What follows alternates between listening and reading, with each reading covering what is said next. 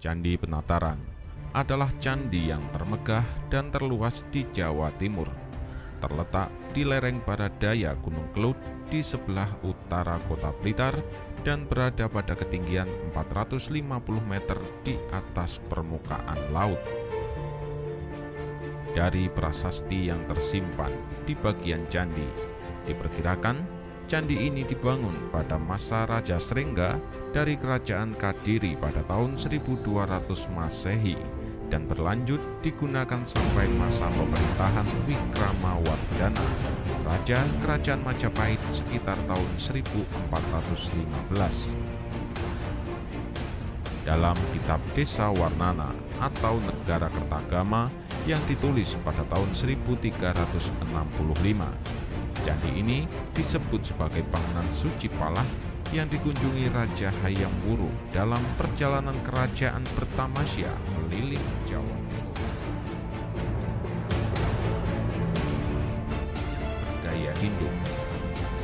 Adanya Pahatangkala, Arca Ganesha, Arca Dwarapala, dan juga relief Ramayana adalah bukti tidak terbantahkan bahwa Candi Penataran adalah candi Hindu. Dalam prasasti Palah disebutkan pada tahun 1194 sebagai tahun pembangunan oleh Raja Srengga yang bergelar Sri Maharaja Sri Sarwagwara Triwikramawatara Nindita Cerna Lencana Digwijaya Tunggadewa yang memerintah Kerajaan Kediri antara tahun 1190 sampai 1200. Maksud pembangunannya adalah sebagai candi gunung untuk tempat upacara pemujaan agar dapat menangkal atau menghindari dari mara bahaya akibat Gunung Kelut yang sering meletus dan merusak kawasan pemukiman dan juga pertanian. Dalam kitab Negara Kertagama yang ditulis oleh Empu Prapanca menceritakan perjalanan Raja Hayam Wuruk yang memerintah Kerajaan Majapahit antara tahun 1350 sampai 1089 ke Palah untuk melakukan pemujaan kepada Hyang Adalapati, perwujudan Siwa sebagai Girinda atau Giri Indra atau dewa penguasa gunung.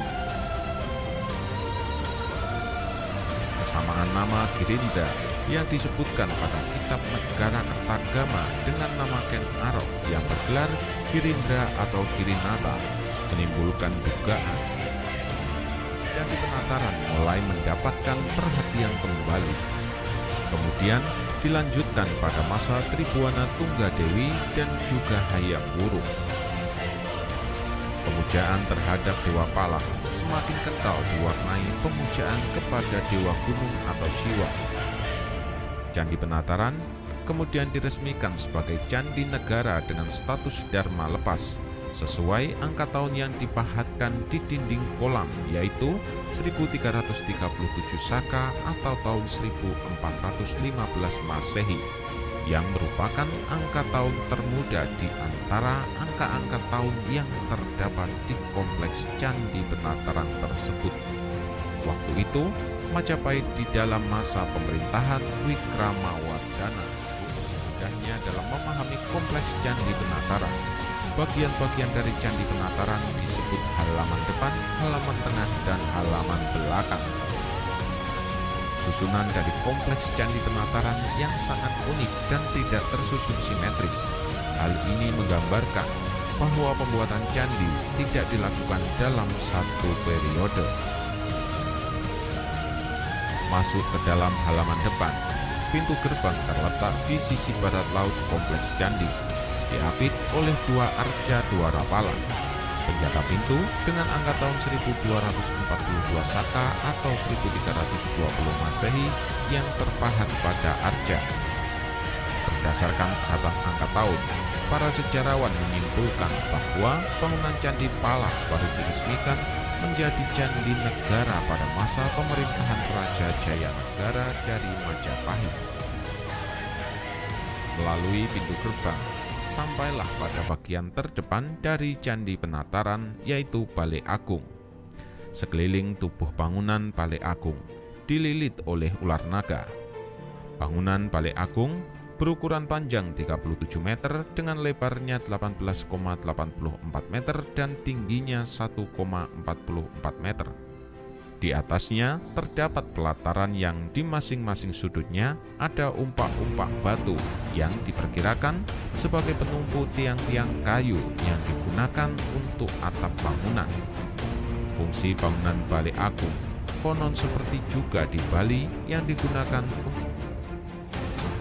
di bagian tengah area terdapat Candi Candra Sengkala berangkat tahun 1291 Saka atau 1369 Masehi.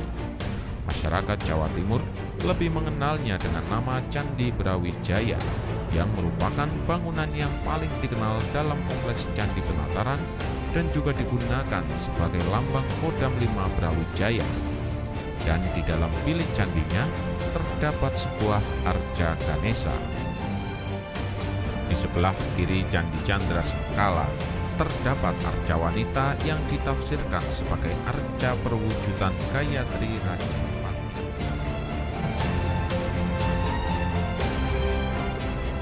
Pada bagian dalam halaman tengah terdapat Candi Naga yang hanya tersisa bagian kaki dan badan dengan ukuran lebar 4,83 meter, panjangnya 6,57 meter dan tingginya 4,70 meter.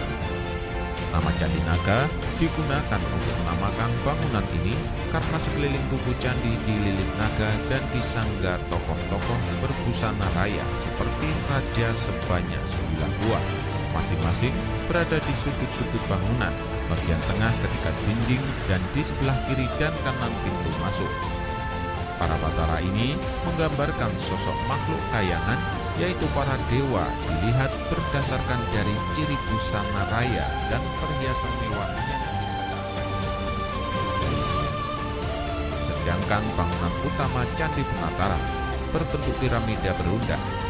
Candi induk ini terdiri dari 3 teras tersusun dengan tinggi 7,19 meter. Pada masing-masing sisi tangga terdapat 2 arca manakala, yang pada lapiknya terdapat angka tahun 1269 Saka atau 1347 Masehi. Sekeliling dinding candi pada teras pertama terdapat relief cerita Ramayana. Untuk dapat membacanya harus mengikuti arah prasawiya, dimulai dari sudut barat laut. Pada teras kedua di sekeliling dinding dipenuhi pahatan relief cerita yang alur ceritanya dapat diikuti secara pradaksina atau searah jarum jam. Sedangkan di teras ketiga berupa relief naga dan singa bersayap. Teras ketiga berbentuk hampir bujur sangkar. Dinding-dindingnya berpahatkan arca singa bersayap dan naga bersayap. Kepalanya sedikit mendongak ke depan, sedangkan singa bersayap kaki belakangnya dalam posisi berjongkok, sedang kaki depan diangkat ke atas. Pada sisi sebelah barat daya halaman terdapat 2 buah sisa bangunan. Sebuah candi kecil dari batu yang belum lama runtuh yang oleh orang Belanda dulu dinamakan Klein Hellingdom atau Batara Kecil. Tampaknya candi inilah yang mula-mula dibuat bersama asli yang dibuat oleh Raja Srengga yang ditemukan di halaman Candi Penataran berangkat tahun 1119 Saka atau 1197 Masehi, yang menerangkan bahwa menandakan Kertajaya berbahagia dengan kenyataan tidak terjadinya sirnanya 4 penjuru dari Gajah Mada. Candi Penataran pertama kali dilaporkan keberadaannya oleh catatan Inggris pada tahun 1815, tetapi sampai tahun 1850 belum banyak dikenal. Penemunya adalah Sir Thomas Stamford Raffles, Gubernur Jenderal pemerintahan kolonial Inggris yang pernah berkuasa di Nusantara.